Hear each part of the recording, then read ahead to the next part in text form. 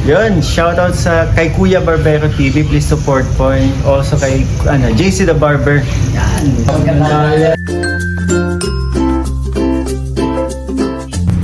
Grabe yung bro ah. Naka-sticker ka na ni Kalinga Pro ba? Oo. Salamat kayo bro. Grabe yan ah. Ano masasabi mo dyan bro? Napanood ko yan sa live ni Kalinga Prab. Ano masasabi mo bro? Na binigyan ka ng... Ikaw yata kauna-una ang sticker niyan ngayon binigyan. Kasi dadalhin yata nila sa Hong Kong yan eh. Oo. Di ba? Dadalhin yata nila sa Hong Kong yan eh. Narinig ko yan sa live ni Kalinga Prab. Sa mga gusto daw kumuha nito, pumunta na lang doon.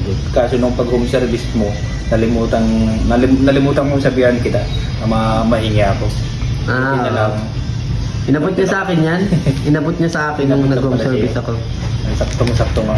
Sabi niya bro, bigyan kita yung sticker oh. Siya ang nag-abot talaga, siya ang nagbigay niyan. Nagulat nga ako eh, kala ko ay kung ano ibibigay. Sabi ko may bagong sticker ka pala bro ah. Tapos inabot na yan. Sabi ko yung isa kay JC. Nalimutan ko nga hingi ng marami sana para dito pala Oo. Para talagang ilalagay sa mga dito. Pwede sa mga salamin Salamin. Ayan, ganyan. Ang ganda oh. Kuya JC meron na siyang Sana salamin No, sticker, mga limang sticker sa mga gupit sana nila parang kaso wala na silang sticker ay. Wala na silang sticker masyado. Si Kuya David hindi na rin nag-aano ng sticker. Dati ba si Kuya David meron din. Hingyan natin si Kuya David. Kuya David. Nagupitan mo si Kuya JJ kahapon? Nagupitan mo si Kuya JJ kahapon? Hindi. Kuya JJ? Si JJ? Oo. Hindi pa. Hindi nagpunta dito kahapon? Hindi man nagpunta. Sabi mapagupit daw sa'yo ay. Hindi man baga. Sabi sa akin ay, Kuya mapagupit ako kasi mapunta yata sila ng Hong Kong. Kailan? Yung ko, parang ngayong yata, mga susunod na mga araw yata. Parang alis May time pa yata. naman. Ha? May time pa naman magpagupit siya. Baka mamaya magpagupit na rin yan. Kaya nga, may message ko na lang na gupitan ko na pala ngayon kasi Siya paalis na lang. pala yun sila. Kupulungan mo. Ayan guys, gupitan ko natin si Kuya JJ. Ano sila ng Hong Kong ay. Hong Kong po kami guys, sa meet and greet dyan. Hong Kong chapter Kalinga. March 1. Saan? Ay, March 1? Kaya mapagupitan dito kung paggawin namin. Ba't ilang linggo ba kayo sa Hong Kong? Isang linggo? Isang linggo rin?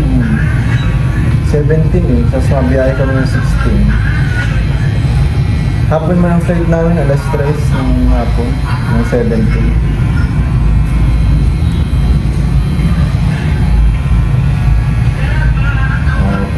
Sakto na.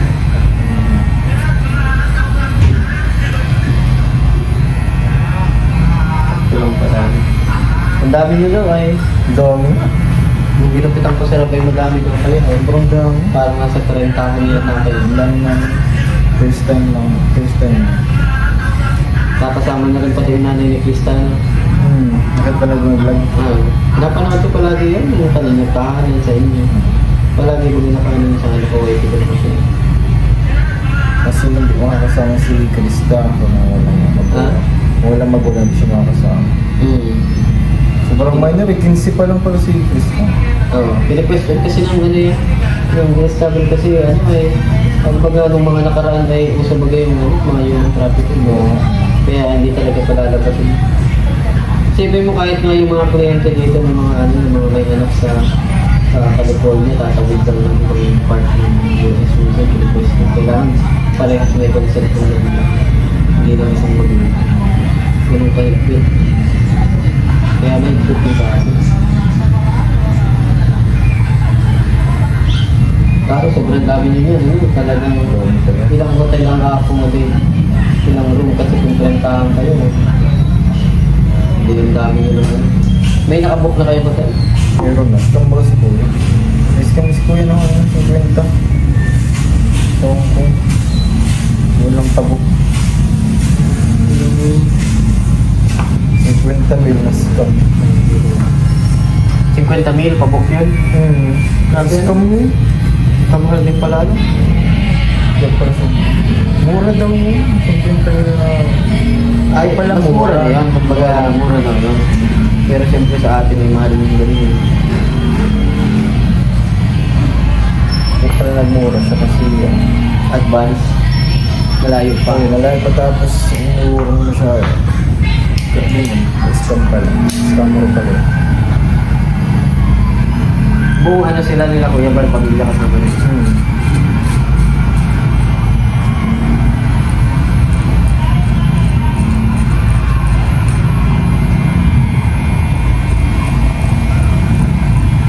Malamig yata pati ngayon eh. Sobra. Itong kapatid ko eh. 13 degrees daw. Hindi mo malamig amin eh. Dapat ay nagpaano na pala kayo, nagpabook na rin kayo rin sa Disney. Ay, siguro. Tama. Mas mahal ang on the spot na eh.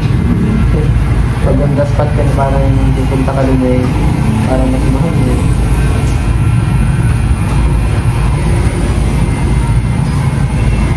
2 hours later. Yan, kay JJ, tapos na po natin gupitan ang mga pupunta ng Hong Kong. So kay JJ, mga abangan na ang mga viewers sa Team Kalinga. At syempre kami Sa meet and greet po namin sa February 22 mga kalingap. See you po dyan sa Hong Kong. Hindi ko po alam kung saan po yung pinaka-exact place. Pero see you po dyan sa Hong Kong po. Alam kong meron na silang idea kung saan.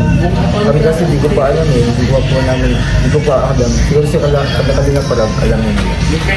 Kasi po dyan, meron daw pong preparation eh. Sasayaw daw. Isasayaw, may kakanta. May ganun para siyang may flow na na parang gagawin. Kasi andun si Boss Alves, kasama ko si Boss Alves eh. So, parang ganun na nga, parang ganun. parang may performance. Parang ano sa inyo ng mga viewers ko, ng mga Parang hosting din si Boss Alves eh. Siguro kasama si Boss Alves.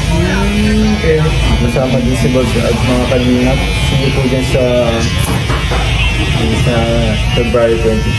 Kasama ang Rajel. tawag dati na Rajel guys, kasama Rajel ang Chris. Hindi pa ko na-love team. Wala na si Eno lang, Kalingap Eddie. Wala si Kalingap Jomar eh.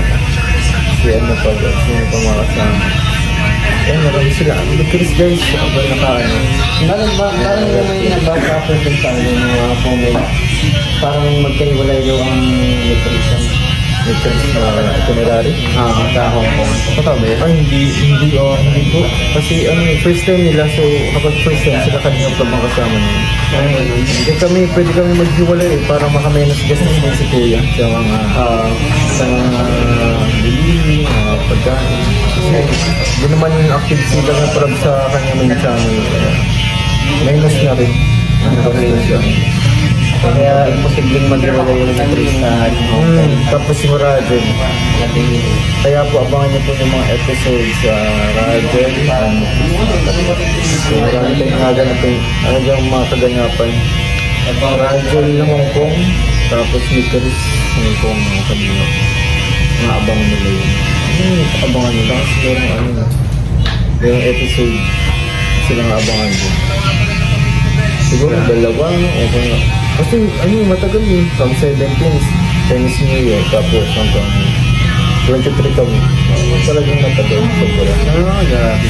Maraming event lang. Ano nga pala Chinese New Year nga pala? Chinese New Year, 17, 18, 19. Yan. Pagpunta namin din, yung first day ng Chinese New Year.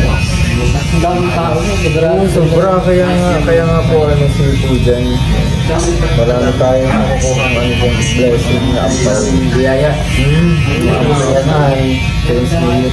New Year nga pala, yan po yung mga sa Hong Kong. Pagpunta namin dyan. Kaya po tayo nagpag-update na. Grabe. Guys, nakuha po tayo ng update sa Gupitan. Ito rin, hindi na ito sakto. Gupitan na lang po ito. Vlog na lang po ito ni Kuya JJ. Pagpagkita natin sa salamatan po si Kuya JJ. Ito mga update po sa inyo. Yan po, narinig nyo na po. Hindi na po galing kay Kuya Barbeta TV. Kaya kami na galing JJ. Update po. Abangan nyo na po yung mga namin live updates. Abangan nyo yung guys ng anak mo. Sabi ko yung JJ. Baka may aabangan din sa inyo ni si Kakay.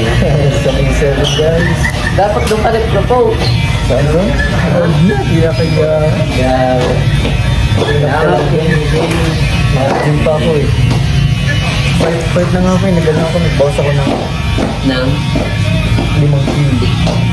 Nang ano? 5 kilo. Oo. Bawas Pero kung ang katawan pa, nagpaparabubuhat kaya takot ko. So dami ko iba nasama rin sa buwan. Pwede siya ng tama. Bawal nga pala siya, ano, para may sakit nga talaga natin. Bawal yung nagbuhat.